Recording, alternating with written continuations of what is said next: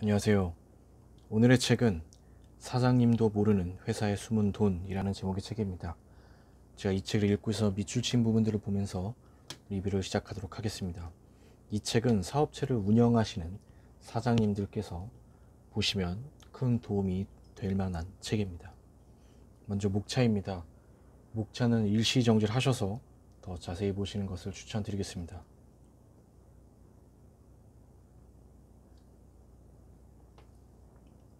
우리가 어떤 업체와 새로이 거래를 시작하게 되면 그 상대 회사가 어떤 내용을 가진 회사인지, 어떤 부실이 숨어 있는지, 과연 거래를 해도 위험하지 않을지 등을 판단해야 한다. 매번 참고로 하는 재무제표라는 놈은 전년 말 기준의 회사 자료인데, 연말이 다가오면 거의 1년이 지난 시점인데, 지난 1년 기간 동안 어떠한 생각지도 못했던 변화나 부실이 생겼을지 알 수가 없다. 이번 달은 또 어떻게 버텨야 하나? 이번 달 직원들 월급은 제때 줄 수 있으려나? 매출이 작년보다 좀 줄었는데 대출 상환하라고 전화라도 오지 않을까? 중소기업이라 사람 뽑기도 쉽지 않은데 몇 명 되지도 않는 직원이 갑자기 그만둔다고 하진 않을까? 이번 달은 애먹이지 않고 대금 결제가 잘 되어야 할 텐데 단 하루라도 마음 편히 발 뻗고 잘 수 있는 대한민국 CEO가 과연 몇 명이나 될까? 알리바바의 마인 회장이 했던 유명한 말을 잠시 옮겨본다. 세상에서 가장 같이 일하기 힘든 사람들은 가난한 사람들이다. 자유를 주면 함정이라 얘기하고, 작은 비즈니스를 얘기하면 돈을 별로 못 번다고 얘기하고, 큰 비즈니스를 얘기하면 돈이 없다고 하고, 새로운 것을 시도하자고 하면 경험이 없다고 하고, 전통적인 비즈니스라고 하면 어렵다고 하고, 상점을 같이 운영하자고 하면 자유가 없다고 하고, 새로운 사업을 시작하자고 하면 전문가가 없다고 한다. 그들에게는 공통점이 있다. 구글이나 포털에 물어보기를 좋아하고, 희망이 없는 친구들에게 의견 듣는 것을 좋아하고, 자신들은 대학교 교수보다 더 많은 생각을 하지만 장님보다 더 적은 일을 한다. 그들에게 물어보라. 무엇을 할 수 있는지. 그들은 결코 대답할 수 없다. 내 결론은 이렇다. 당신의 심장이 빨리 뛰는 대신 행동을 더 빨리 하고, 그것에 대해서 생각해보는 대신 무언가를 그냥 하라. 가난한 사람들은 공통적인 하나의 행동 때문에 실패한다. 그들의 인생은 기다리다가 끝이 난다. 그렇다면 현재 자신에게 물어봐라. 당신은 가난한 사람인가?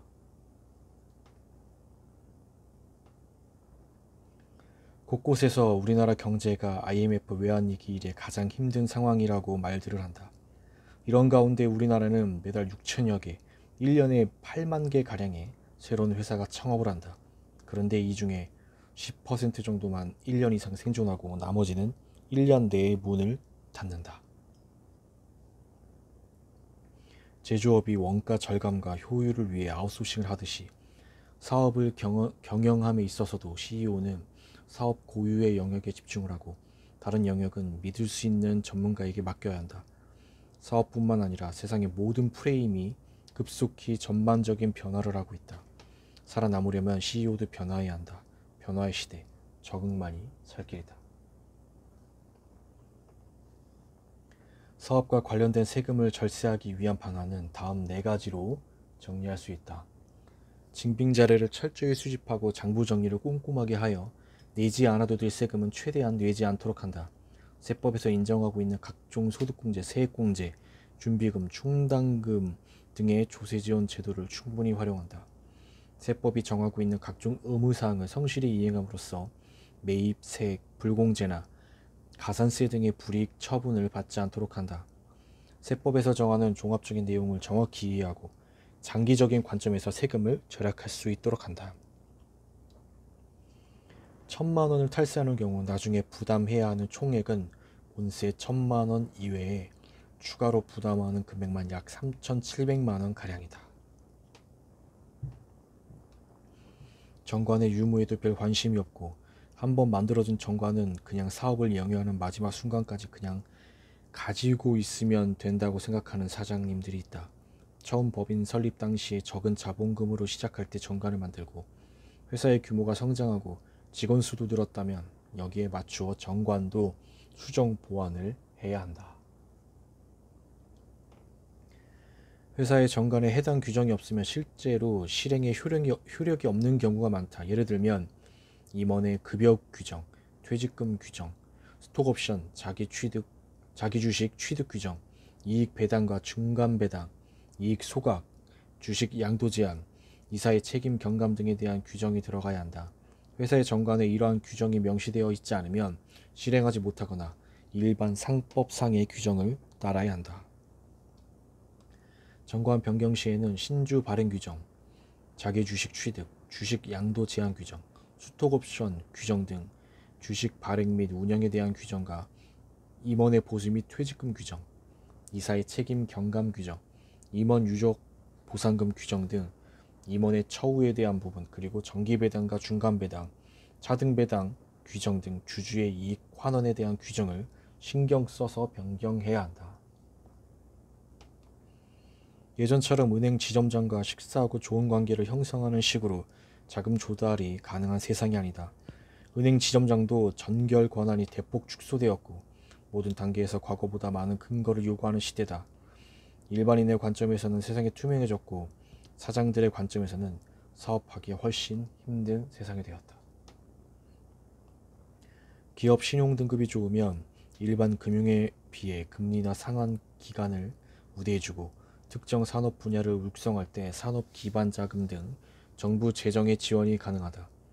금융권에서 융자를 받을 때도 신용도가 취약한 기업은 보증산 또는 신용보증서 담보대출을 받아야 하지만 신용도가 좋은 기업은 정책자금 지원 시 은행에서 순수 신용대출도 가능하다.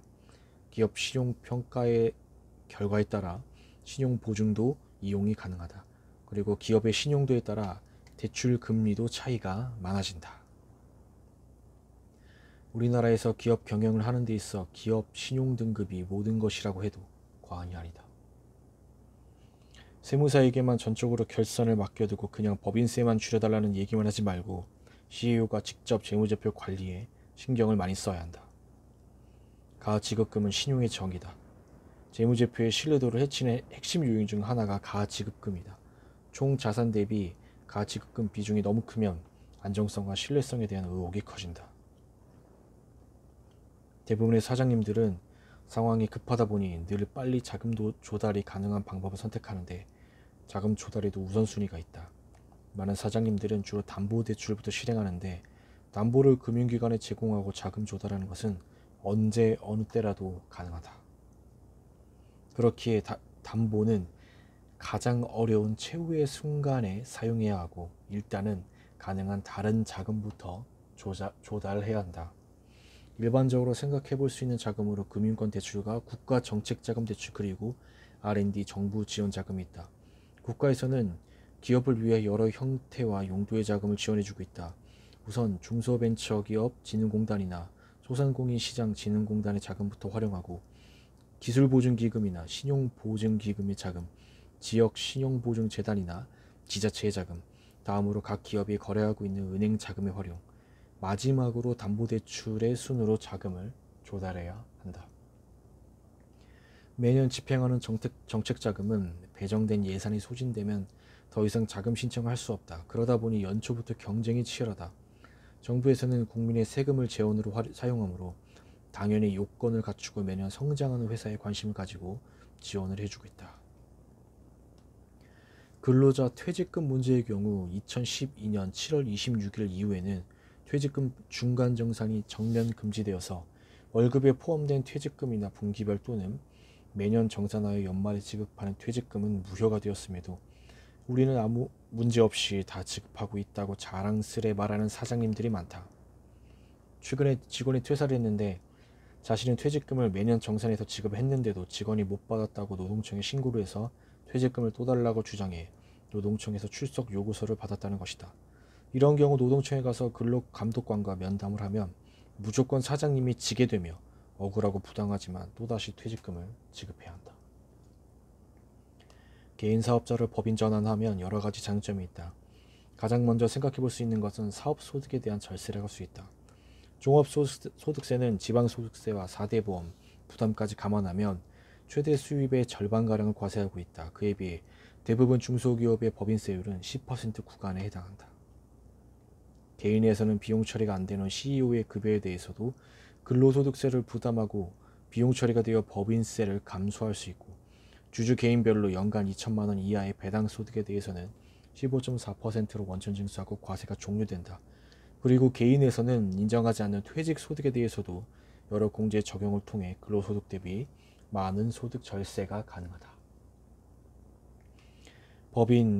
법인의 대표이사만의 세무적 장점이 있다. 급여, 상여 등 정관 규정에 의한 임원 보수 제도를 활용할 수 있고, 실효세율도 약 10에서 24%의 낮은 퇴직소득세율과 준조세 부담이 없는 퇴직금 제도의 활용, 순직 등 유족 보상 조건 충족 시 비과세되는 유족 보상금, 법인의 주주로서 준조세 부담이 없는 주식의 양수도 세율이 약 22.5%, 가업 승계 및 가문 승계를 위한 자산과 소득의 사전 분산 등 세무적인 장점을 생각해 볼 수 있다. 정부나 노동부에서 과거에 비해 점점 근로자들의 권리나 복지에 대해서 강조하고, 입법을 통해 또 고용 점검을 통해 압박을 하고 있다 보니 직원들의 퇴직금에 대해서는 대부분의 중소기업들이 퇴직연금을 통해서든 어떤 형식으로든 준비를 해나가고 있다. 하지만 늘 직원들의 급여나 고정비 지출에 부담을 느끼는 중소기업의 CEO 입장에서는 정작 자신의 퇴직금에 대해서는 별 준비가 없는 게 현실이다. CEO도 생계를 함께하는 가족이 있고 언젠가는 은퇴를 하게 되므로 CEO도 은퇴 자금이 필요하다. 법인이 비용 처리를 하고 퇴직 임원이 퇴직소득으로 인정받으려면 정관의 임원 퇴직금 지급 규정을 마련해야 한다. 퇴직금 지급 한도는 두 가지로 나누어진다. 정관 규정이 있고, 정관 규정에 적정할 경우 퇴직 직전 3년간 지급받은 총 급여의 연평균 환산액의 10분의 1의 근속연수의 2배. 정관 규정이 없거나 정관 규정이 부적정할 경우 퇴직 직전 1년간의 총 급여의 10분의 1의 근속연수. 법인세 절세를 위해서는 다음의 기본 절차가 우선되어야 한다. 수입의 귀속 시기를 뒤로 늦춘다. 비용의 귀속 시기를 앞당긴다. 공제 감면을 최대한 받는다. 수입과 비용의 귀속 시기의 조정은 당장의 법인세 절세에는 도움이 되지만 단기 순이익을 낮춰서 회사의 이익 잉여금을 낮추게 되며, 이는 기업의 수익성이나 안정성은 물론 매출 인식 시기를 늦출 경우에는 성장성에 대한 재무적 지표까지 다소 나쁘게 보일 우려가 있다. 그러므로 법인세 절세라는 단편적인 측면만 너무 강조하는 것은 기업 전체 경영이라는 측면에서 보면 한계가 있다. 세무조사 대상은 신고 내역을 TIS로 분석하여 신고 성실도 하위자 중심으로 규모가 큰 사업자, 장기 및 조사자, 신고 성실도 하위자 등을 고려하여 우선적으로 선정한다. 전산 시스템에 누적 관리되고 있는 과세정보 자료와 탈세 제보 및 탈세 정보 등 수집 분석된 각종 세무 정보 자료를 최대한 활용하여 무기장 신고자를 포함해 고소득 자영업자, 자료상 등 거래질서 문란자, 신용카드 변칙 거래자, 호화, 사치 생활자 등에 대해서도 불성실 신고 혐의가 큰 사업자를 조사 대상으로 선정하게 된다. 개인 사업자는 그 기업의 성과가 모두 CEO 개인의 것이 된다. 그러나 법인은 CEO와는 별개의 인격을 갖춘 개념으로 비록 CEO 자신이 모두 이룬 것이긴 하지만 그 성과는 회사에 귀속이 되는 것이고, CEO 본인은 법인으로부터 급여 등으로 보상을 받는 개념인데, 중소기업 사장님들은 이런 사실에 대한 이해가 부족한 것이다. 그러다 보니 CEO는 온갖 어려운 역경들을 이겨내고 회사는 안정기에 접어들었는데 CEO에게 남는 것은 집 한 채와 가족들을 고생시킨 기억밖에 없는 것이다. 법인의 자산을 마음대로 개인 자산화할 수 없고, 상장기업의 주식은 쉽게 주식시장에서 거래가 되어 현금화할 수 있지만 비상장 중소기업은 주식을 쉽게 현금화할 수 없기 때문이다. 이처럼 CEO 개인 자산 대부분이 현금화가 어려운 법인의 지분일 경우 자신의 은퇴 생활에 필요한 준비도 쉽지 않을 뿐더러 가업 승계를 위한 세금의 준비도 어려울 수 있다.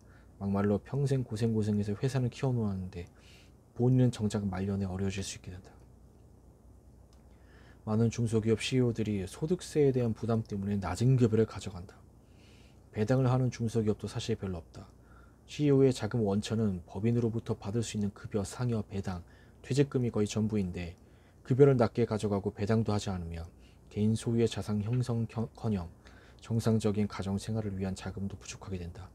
그래서 생활에 필요한 자금과 자산 취득을 위해 대출을 받거나 법인에서 자금을 빌려가는 등의 문제가 발생한다. CEO는 보통 월 500만 원의 급여를 가져간다. 회사 규모가 좀 괜찮다 싶으면 800에서 1000만 원 정도의 급여를 가져간다. 대부분 본인의 사용 규모를 감안해서 책정한 급여가 아니다. 누진 소득세율을 감안해 세무사가 정해준 급여이다. 대기업의 부장급의 연봉이 보통 1억 원이 넘어가는데 중소기업의 CEO의 연봉이 6천에서 1억 원이라면 당연히 저축을 할 여력이 없게 된다. 자녀들의 교육비만 해도 적지 않은 금액이 소요되는데 그 연봉으로는 어림도 없는 일이다. 그래서 급여의 현실화가 필요하다. 사모님이 같이 근무하고 있는데 급여도 안 가져가는 업체도 가끔 볼 수 있다. 직원들 눈치가 보여서 그렇다고 말하는 사장님도 있는데 이것은 말이 전혀 안 되는 얘기다. 언제까지 가족의 희생만을 강요할 것인가? 회사에서 일하는 사모님이나 가족들이 있다면 가족들도 적절한 급여 수준을 결정하여 지급해야 한다. 가지급금이란 쉽게 말해서 회사 돈을 임직원 주로 대주주나 대표이사가 인출해가면서 별도의 사용처를 밝히지 않고 가져가는 돈을 말한다. 회계상에서는 용도나 액수를 확정하지 않은 채로 지급한 돈을 확정될 때까지 일시적으로 설정하는 계정 과목을 말한다. 회사의 재무제표에 거액의 가지급금이 있는 법인은 세무조사를 받을 위험이 커지며 세무조사를 받을 경우 잘못하면 한 방에 치명타를 입을 수도 있다. 중소기업이 한국 고용시장의 85% 이상을 담당하고 있다. 네, 제가 오늘 준비한 리뷰 여기까지입니다. 제가 언급한 내용 이외에도 정말 사장님들께 도움이 되는 내용들이 너무나 많은 것 같습니다. 한 기업을 운영하고 계신 사장님들이시라면 이 책은 가능한 한 꼭 읽어보실 것을 추천드리겠습니다. 오늘 리뷰를 마치겠습니다. 감사합니다.